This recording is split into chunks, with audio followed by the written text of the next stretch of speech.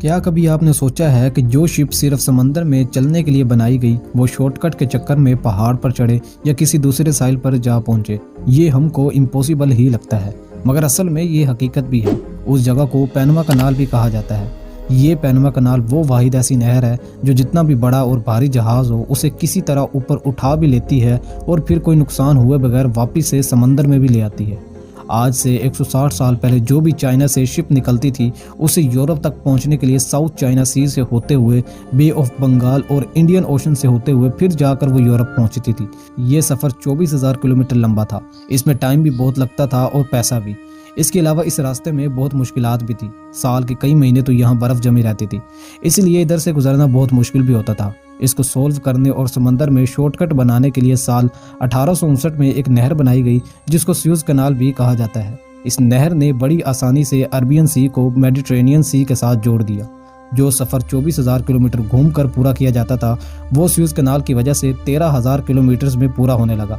इस कनाल की कामयाबी देखकर अमेरिकन शिपिंग कंपनी ने भी एक नहर बनाने का सोचा, क्योंकि ईस्ट अमेरिका से वेस्ट अमेरिका या फिर वेस्ट अमेरिका से यूरोप जाने के लिए इन सब से घूम कर जाना पड़ता था। इसलिए साउथ अमेरिका को कनेक्ट करने वाला ये लैंड कनेक्शन जहां पैनमा कनाल मौजूद है, यहाँ भी एक कनाल बनाने का फैसला किया गया, जिसको आज पूरी दुनिया पैनमा कनाल के नाम से जानती है। मगर स्यूज से भी ज्यादा मुश्किल पैनमा कनाल को बनाना ये किसी को भी मालूम नहीं था, क्योंकि स्यूज कनाल का लेवल समंदर से बस थोड़ा ही ऊंचा था और वहाँ की जमीन भी रेतली थी। और दूसरी तरफ पैनमा में कनाल खोदना लगभग इम्पॉसिबल ही था, क्योंकि यहाँ ऊंचे ऊंचे पहाड़ और मजबूत पत्थर थे। यहाँ पहाड़ों को खोदने का मतलब ये था कि इसका लेवल समंदर के डीप तक खोदा जाए। 1870 में आखिर एक फ्रेंच कंपनी ने ये मुश्किल काम अपने ऊपर ले लिया। यहाँ काम करने वाले वर्कर्स को सिर्फ यहाँ पत्थर को नहीं काटना था, बल्कि वहाँ मौजूद जहरीले कीड़ों से भी बचना था। अभी काम शुरू हुए कुछ ही दिन गुजरे थे कि वर्कर्स में मच्छर के काटने से एक बीमारी पैदा हो गई। इस बीमारी से सब वर्कर्स मरने लगे।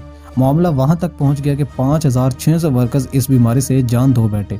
फ्रेंच कंपनी बैंकरप्ट हो गई और प्रोजेक्ट को छोड़ दिया गया। साल 1904 को जब अमेरिकन यहाँ आए, उन्होंने फिर इस कैनाल को शुरू किया। उन्होंने पहाड़ और सी लेवल का फर्क पूरा करने के लिए एक आर्टिफिशियल लेक बनाई, जिसे दुनिया आज गैतून लेक के नाम से जानती है।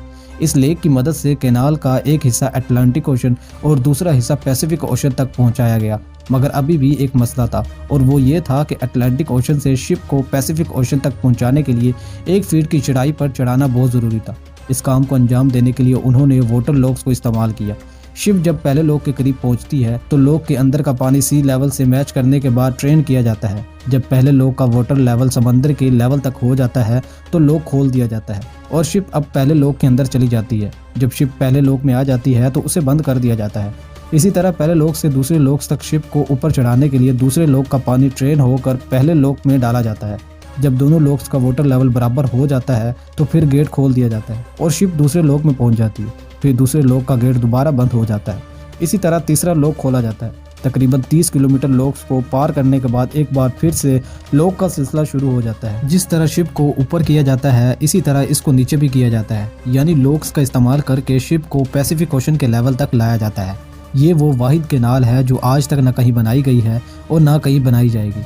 इससे न सिर्फ वेस्टर्न यूएस पोर्ट्स यूरोप के नज़दीक बल्कि ईस्टर्न यूएस पोर्ट्स और एशियन पोर्ट्स भी यूरोप के नज़दीक हुए। यहाँ से गुजरने के लिए टोल टैक्स भी देना पड़ता है। हर वो कंटेनर जो 20 फीट का है उसे $60 देने पड़ते हैं। यानी एक एवरेज साइज के शिप जिसमें 15,000 कंटेनर होते हैं उसे एक बार गुजरने पर $9 लाख देने पड़ते हैं, जो 6 से 7 करोड़ रुपए बनते हैं। ये थी आज की वीडियो। अगर आपको आज की वीडियो अच्छी लगी है तो वीडियो को लाइक करना और चैनल को ज़रूर सब्सक्राइब करना। मिलते हैं अगली नेक्स्ट वीडियो में। अल्लाह हाफिज़।